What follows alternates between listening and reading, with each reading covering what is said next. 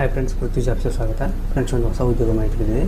Bank of ಬರೋಡಾದಲ್ಲಿ ಹೊಸ ನೇಮಕಾತಿ ಆರಂಭವಾಗಿದೆ. ಇಲ್ಲಿ 10ನೇ ತರಗತಿ ಪಾಸಾದ ಅಭ್ಯರ್ಥಿಗಳಿಗೆ P1 ಹುದ್ದೆನ ಅರ್ಜಿ ಕರೆದಿದ್ದಾರೆ. ಇಲ್ಲಿ ಕರ್ನಾಟಕದಲ್ಲಿ ಕೂಡ ಹುದ್ದೆಗಳು ಖಾಲಿವೆ.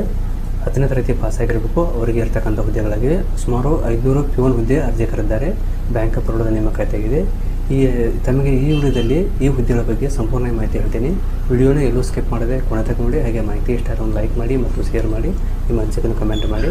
ಹೊಸಬರು ಯಾರು ನಮ್ಮ ಚಾನಲ್ ನೋಡ್ತಾ ಇದ್ದೀರೋ ಅವ್ರು ನಮ್ಮ ಚಾನಲ್ನ ಸಬ್ಸ್ಕ್ರೈಬ್ ಮಾಡಿ. ಹಾಗೆ ಪಕ್ಕದಲ್ಲಿರ್ತಕ್ಕಂಥ ಬೆಲ್ ಐಕನ್ ಮಾಡಿಕೊಂಡ್ರೆ ನಾವು ಅಪ್ಲೋಡ್ ಮಾಡೋ ಪ್ರತಿಯೊಂದು ವಿಡಿಯೋ ತಮ್ಮ ನೋಟಿಫಿಕೇಶನ್ ಆಗಿ ಬರ್ತವೆ.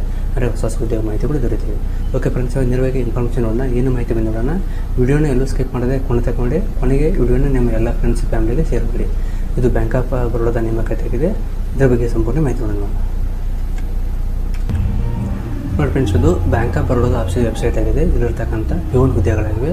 SLC ಪಾಸಾದ ಅಭ್ಯರ್ಥಿಗಳಿಗೆ ಇಲ್ಲಿ ಬ್ಯಾಂಕ್ ಆಫ್ ಬರೋಡಾದಲ್ಲಿ P1 ಹುದ್ದೆ ಅರ್ಜಿ ಕರೆದಿದ್ದಾರೆ. ಇದು ಮೇನ್ ವೆಬ್ಸೈಟ್ ಆಗಿದೆ. ಇವಾಗ ನಾವು ಮಾಹಿತಿ ನೋಡಿ. ಏನು ಮಾಹಿತಿ ಅಂದರೆ ಇಲ್ಲಿ ಮಾಹಿತಿ ಕೊಟ್ಟಿದ್ದಾರೆ ನೋಡಿ. ಈ ರೀತಿ ಕೊಟ್ಟಿದ್ದಾರೆ. ಬ್ಯಾಂಕ್ ಆಫ್ ಬರೋಡಾ ವೇಕೆನ್ಸಿ ಅಂತ ಕೊಟ್ಟಿದ್ದಾರೆ. ಬ್ಯಾಂಕ್ ಹೆಸರು ಬಂದು ಬ್ಯಾಂಕ್ ಆಫ್ ಬರೋಡಾ ನೇಮಕಾತಿಯಾಗಿದೆ. ಒಟ್ಟು ಹುದ್ದೆಗಳ ಮೇಲೆ 500 ಹುದ್ದೆ ಖಾಲಿ ಅಂತ ಕೊಟ್ಟಿದ್ದಾರೆ. ಆ ಲೊಕೇಶನ್ನು ಆಲ್ ಇಂಡಿಯಾ ಬರ್ತಕ್ಕಂಥ ಹುದ್ದೆಗಳಾಗಿವೆ. ಹಾಗೂ ಕರ್ನಾಟಕದಲ್ಲಿ ಕೂಡ ಹುದ್ದೆ ಖಾಲಿ ಅಂತ ಕೊಟ್ಟಿದ್ದಾರೆ. ಹುದ್ದೆಗಳ ಹೆಸರು ಬಂದು ಆಫೀಸ್ ಅಸಿಸ್ಟೆಂಟ್ ಅಥವಾ P1 ಹುದ್ದೆಗಳಾಗಿವೆ. SLC ಪಾಸಾದವರಿಗೆ P1 ಹುದ್ದೆ ಆಗಿವೆ. ಸ್ಯಾಲರಿ ನೋಡ್ಬೇಕಾದ್ರೆ 19,500ರಿಂದ 37,812 ಪರ್ ಮಂತ್ ಸ್ಯಾಲರಿ ಇರುತ್ತೆ. ಇಲ್ಲಿ ವೇಕೆನ್ಸಿ ಕೊಟ್ಟಿದ್ದಾರೆ. ಯಾವ ಸ್ಟೇಟಲ್ಲಿ ಎಷ್ಟು ವೇಕೆನ್ಸಿ ಖಾಲಿವೆ ಅಂತ. ಇಲ್ಲಿ ಆಂಧ್ರ ಪ್ರದೇಶ್, ಆಸಾಮ್, ಬಿಹಾರ್ ಪ್ರತಿಯೊಂದು ಕೊಟ್ಟಿದ್ದಾರೆ. ನಾವು ಇವಾಗ ಕೇವಲ ಕರ್ನಾಟಕ ಅಷ್ಟು ನೋಡೋಣ. ಇಲ್ಲಿ ನೋಡ್ಬೋದು, ಕರ್ನಾಟಕದಲ್ಲಿರ್ತಕ್ಕಂಥ ಒಟ್ಟು 31 ಹುದ್ದೆ ಖಾಲಿವೆ. ಕರ್ನಾಟಕದಲ್ಲಿ ಒಟ್ಟು ಬ್ಯಾಂಕ್ ಆಫ್ ಬರೋಡಾದ 31 ಬ್ರಾಂಚ್ದಲ್ಲಿ P1 31 ಹುದ್ದೆ ಕರೆದಿದ್ದಾರೆ ಕರ್ನಾಟಕದಲ್ಲಿ.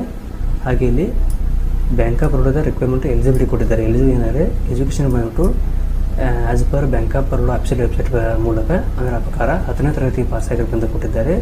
ಏಜ್ ಲಿಮಿಟು 18ರಿಂದ 26 ಒಳಗಿದ್ದವರು, ಅಂದರೆ 1 ಮೇ 2025